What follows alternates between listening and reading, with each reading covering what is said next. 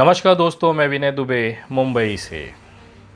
6 दिसंबर 1992, वो दिन जो किसी के लिए शौर्य दिवस है, किसी के लिए काला दिवस।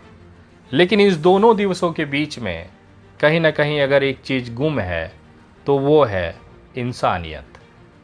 मैं बात कर रहा हूँ आज बाबरी विध्वंस कांड, अयोध्या जन्मभूमि विवाद को लेकर। कोर्ट ने ऑलरेडी आदेश दे चुका है, भव्य मंदिर की तैयारी हो रही है। 6 दिसंबर 1992 का वो दिन जिस दिन लाल कृष्ण आडवाणी के नेतृत्व में हजारों करोड़ों लोगों का एक समुद्र अयोध्या जन्मभूमि पहुंचता है। बाबरी मस्जिद के गुंबदों पर चढ़कर जय श्री राम के नारों के साथ उस मस्जिद को जमींदोज कर दिया जाता है। अदालत में बैठे जज साहबों ने फैसला दे दिया कि वहां पर भव्य राम मंदिर बनेगा। लेकिन एक सनातन धर्म का ब्राह्मण लड़का होने के नाते मुझे एक सवाल, एक उलझन मेरे दिल में है। वो उलझन ये है कि क्या मेरे प्रभु श्री राम, जो मर्यादा पुरुषोत्तम हैं, कृपालु हैं, दीन दयालु हैं, इन हजारों लोगों की लाशों पर बन रहे भव्य मंदिर के सिंहासन पर बैठ पाएंगे? क्या उनका हृदय इस बात की गवाही देगा कि इतने लोगों की लाशों पर बनने वाले इस मंदिर में वो बैठकर हमारे जो भक्त हैं उनको आशीर्वाद देंगे? क्योंकि जब बचपन में मैं प्रभु श्री राम को जानता था, वो प्रभु श्री राम आज के मेरे प्रभु श्री राम से एकदम अलग क्यों हैं? जब बचपन में मेरे दादा मुझे रामायण बिठाकर जब समझाते थे, मुझे एक वाकया उसमें याद है। इससे आपको पता चलेगा कि मेरे प्रभु श्री राम का कद, उनका व्यक्तित्व कैसा रहा है। जब रावण माता सीता को हरते हुए अपने पुष्पक विमान से लंका की तरफ बढ़ रहा था, तो जटायु नाम के एक पक्षी ने उनका रास्ता रोका। माता सीता की रक्षा के लिए रावण से लड़ा। रावण ने अपनी तलवार से जटायु के दोनों पर काट दिए। जटायु लहूलुहान होकर जमीन पर गिर पड़ा। बहुत दिनों बाद जब प्रभु श्री राम उस रास्ते से गुजरे, जटायु से उनकी मुलाकात हुई। जटायु ने पूरा हाल उन्हें बताया और प्रभु श्री राम के आंखों में आंसू थे। वो प्रभु श्री राम जो कृपालु हैं, दीन दयालु हैं, जिनको एक पक्षी के शरीर से निकलते हुए खून के एक बूंद की तड़प को महसूस कर लिया। हजारों लोगों की लाशों पर बन रहे इस भव्य मंदिर को क्या वो महसूस नहीं कर सकते? एक पक्षी जो मांस खाता है, जटायु जिन्होंने माता सीता की रक्षा के लिए अपने प्राणों की आहुति दे दी, उस पक्षी के लिए भी प्रभु श्री राम के अंदर इतनी करुणा थी, इतनी माया था कि उनके आंखों से आंसू निकल गए। जो साक्षात भगवान के अवतार रहे हैं, वो एक पक्षी के लिए रो रहे थे।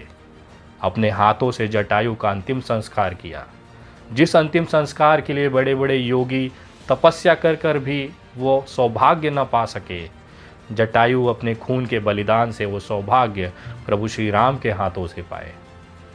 मैं जब उन प्रभु श्री राम को देखता हूँ और आज के भारतीय जनता पार्टी के प्रभु श्री राम से जब मैं रूबरू होता हूँ, तो बहुत उलझन होती है। क्या वाकई में भारतीय जनता पार्टी के द्वारा बनाए गए प्रभु श्री राम का व्यक्तित्व इतना छोटा है कि हजारों लोगों की लाशों पर भी उनके आंखों में आंसू नहीं आए? उस लाशों को जिन्होंने अपने हाथों से उन्होंने बनाया, इस ब्रह्मांड को, इस सृष्टि को बनाने वालों में प्रभु श्री राम का उतना ही योगदान है जितना हमारे 33 कोटि भगवानों का है। आज वो मर्यादा पुरुषोत्तम बन के हमारे दिलों में बसते हैं क्योंकि उन्होंने वैसा जीवन जिया, उदाहरण दिया, मानवता को बनाया, इंसानियत को बचाने का एक उदाहरण दिया। उनकी सेना में वानर थे, रीछ थे, जटायु के भाई संपाति थे। पक्षियों को, जानवरों को लेकर उन्होंने अपना एक सेना बनाया। ये दिखाया कि करुणा और जो ममता है वो सभी के लिए एक समान होना चाहिए, चाहे वो पक्षी हो, जानवर हो, चाहे इंसान। वो प्रभु श्री राम अयोध्या में अरबों रुपए के भव्य आलीशान मंदिर के सोने के सिंहासन पे बैठेंगे, जिस सिंहासन की नींव में इस देश के नागरिकों की बलि चढ़ी है। आज बात है, क्या वाकई में प्रभु श्री राम उन लोगों को माफ़ करेंगे जिन्होंने ये कृत्य किया है? जब मैं इस मामले को देखता हूँ और हमारे पूर्वजों द्वारा हमारे ग्रंथों में लिखा है कि आपके कर्मों का फल आप इसी जीवन में भोगते हैं, आपको इसी कर्मों का पाप पुण्य का हिसाब आपके जीवित रहते दिया जाता है, तो कहीं न कहीं मुझे एहसास होता है कि आज भी भगवान इस धरती पर हैं। लाल कृष्ण आडवाणी 25 सितंबर 1990 को सोमनाथ से एक रथ लेकर अयोध्या की तरफ चलते हैं। नए भव्य श्री राम मंदिर के जन्मभूमि स्थान पर एक भव्य मंदिर का संकल्प लेकर ये यात्रा शुरू होता है। बिहार के समस्तीपुर में लालू प्रसाद यादव इस यात्रा को रोक लेते हैं। कुछ समय के विश्रांत के बाद वापस ये यात्रा शुरू होता है और 6 दिसंबर 1992 को अयोध्या पहुंच जाता है। लाल कृष्ण आडवाणी के साथ प्रमोद महाजन, बहुत बड़े बड़े नेता भाजपा के इस आंदोलन में शिरकत करते हैं। हमारे आज के प्रधानमंत्री नरेंद्र मोदी जी भी इस यात्रा में देखे गए, उन्होंने भी अपना योगदान इस यात्रा में दिया। बाबरी शहीद कर दी जाती है, लेकिन ऊपर वाले के लाठी में आवाज़ नहीं होती। उसका एक सबसे बड़ा उदाहरण इस देश में अगर आपको देखने मिलेगा तो वो है लाल कृष्ण आडवाणी। ये मामले में कानूनी कार्रवाई भी चलाई गई। इस पूरे मामले में 49 आरोपी बनाए गए, जिसमें अधिकतर लोग इस दुनिया में अब नहीं हैं।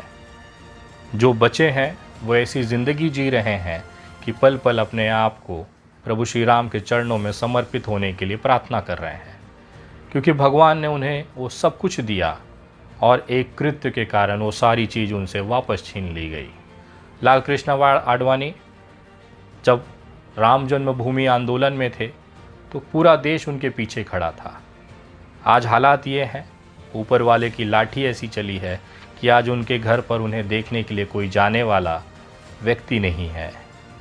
एकांत जीवन में वो जी रहे हैं। लाल कृष्ण आडवाणी की आज वो हालत है, वो न घर के हैं न घाट के हैं। 49 लोगों के इस आरोपी की लिस्ट में भले कानून ने, अदालत ने उन्हें बाइज्जत बरी कर दिया हो, लेकिन ऊपर वाले की अदालत में फैसला अभी होना बाकी है।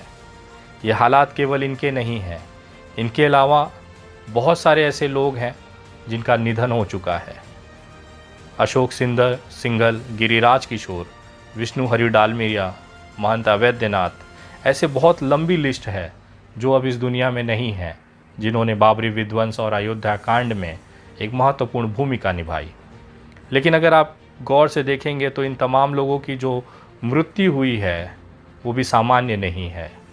10-10, 15-15 सालों तक शरीर के अंदर बीमारी लिए, वो बीमारी जिसकी असीम पीड़ा को कोई महसूस नहीं कर सकता, बर्दाश्त नहीं कर सकता, ऐसी बीमारी और ऐसी रोगों के साथ, यातनाओं के साथ इनका अंतिम समय बीता है।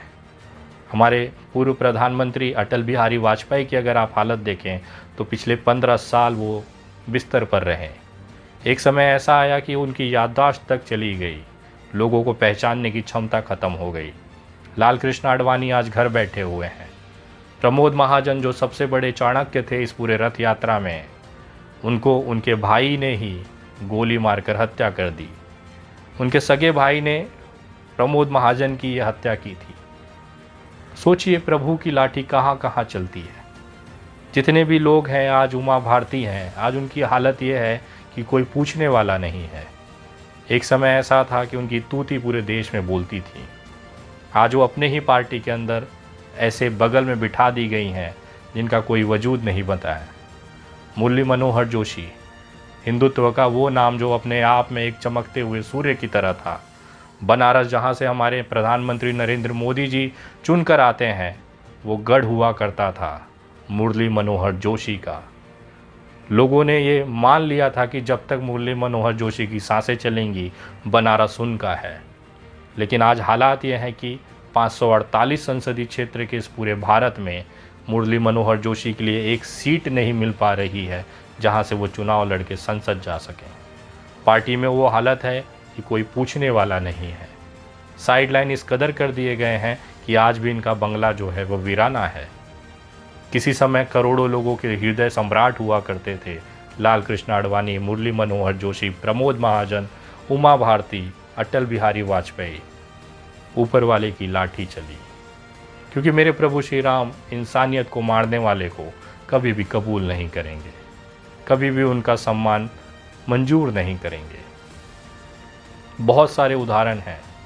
अधिकांश लोग जिनकी मृत्यु हुई है, उनकी जो बीमारियां अगर आप गूगल पे सर्च करेंगे तो लगभग 90% लोगों को सांस की बीमारियों की वजह से मिला है। जिस देश की हवा को इन्होंने हिंदू और मुसलमान के नाम पर खराब की, 10-10 साल वो लोग अपने शरीर के अंदर ऑक्सीजन खींचने के लिए तड़पते रहे। ये है ऊपर वाले की मार। मैं किसी के लिए गलत विचार नहीं रखता। मैं भगवान से प्रार्थना करता हूँ कि सभी को सुखी रखे, संपन्न रखे, स्वस्थ रखे। लाल कृष्ण आडवाणी सहित तमाम जो जीवित नेता हैं उनको भगवान हमेशा तंदुरुस्त रखे, उनको मेरी भी उम्र दे दे। लेकिन जो भगवान ने इनके साथ किया है वो इनके कर्मों का ही फल है। और शायद यही कारण है कि हज़ारों करोड़ों लोगों की आंखों से निकले हुए आंसू को आज भी ये भरपाई कर रहे हैं। ये सारी चीज़ें देखने के बाद मुझे कहीं ना कहीं यकीन हो जाता है कि भगवान आज भी है। जो लोग भी इस तरह की चीज़ों में हैं, जो इंसानियत को मारते हैं, जिन्होंने कभी भी इंसानियत को न मानते हुए केवल अपने हट, अपने स्वार्थ के लिए लोगों की बलि चढ़ाई, उनके लिए सबसे बड़ा उदाहरण आप देख सकते हैं प्रमोद महाजन, लाल कृष्ण आडवाणी, मुरली मनोहर जोशी, उमा भारती और खुद पूर्व प्रधानमंत्री अटल बिहारी वाजपेयी। अगर इनसे भी आप नहीं सीख पा रहे हैं तो भगवान ही आपको सद्बुद्धि दे, वही आपका मालिक है। यही मैं प्रार्थना कर सकता हूँ। इस देश में इंसानियत पालो मेरे भाई, क्योंकि वही, चाहे इस्लाम हो, चाहे वो क्रिश्चियनिटी हो, चाहे वो सनातन हो, एक ही चीज़ हर ग्रंथ, हर धर्म में लिखा गया है और यही बताया गया है कि सबसे बड़ा जो धर्म है वो इंसानियत है। हमारे सनातन में कहा गया है कि नर की सेवा ही ईश्वर सेवा है, मानव सेवा ही ईश्वर सेवा है। फिर भी हमारी आंखें नहीं खुलती। हम भगवान को तो मानते हैं, लेकिन भगवान के बताए बातों को नहीं मानते। हिंदू को मुसलमान से दिक्कत है, मुसलमान को हिंदू के दिक्कत है, हिंदू को मुसलमानों की अजान से दिक्कत है, मुसलमानों के हिंदुओं के भजन से दिक्कत है, प्रार्थना से दिक्कत है। एक दूसरे के लिए अगर हम इसी तरह से काटते मरते रहेंगे तो एक दिन ये पूरा धरती खाली हो जाएगा, वीराना हो जाएगा। आँख के बदले आँख अगर हम लेते रहेंगे तो सारा ये देश, पूरा विश्व अंधा हो जाएगा। ये बहुत छोटी सी बात है, एक 12 साल का बच्चा भी ये चीज़ समझता है। फिर हम क्यों आपस में लड़कर हिंदू मुसलमान के नाम पर अपने खूनों के बलिदान दे रहे हैं, अपनी इंसानियत को मार रहे हैं। ये केवल राजनीति, लोग, नेता अपने फ़ायदे के लिए आपको, हमको लड़ाते हैं। अगर यही चीज़ आप समझ जाएं, आज जितने भी लोग कार सेवा करते समय मरे हैं, क्या उनके घर में सरकार की तरफ से कोई चीज़ या कोई सुविधा मुहैया कराई गई है? कोई नहीं पहुंचा है। चंदन गुप्ता तिरंगा यात्रा करते हुए शहीद हो गया। ज़रा पूछिए उसके माँ बाप से कि क्या कोई सरकार ने उसे आकर मदद किया है? उत्तर प्रदेश में हिंदुत्व की सरकार, खुद योगी जी उसका ध्वज पताका लेकर आगे चल रहे हैं। गर्व है वहाँ के लोगों को अपने योगी आदित्यनाथ पर।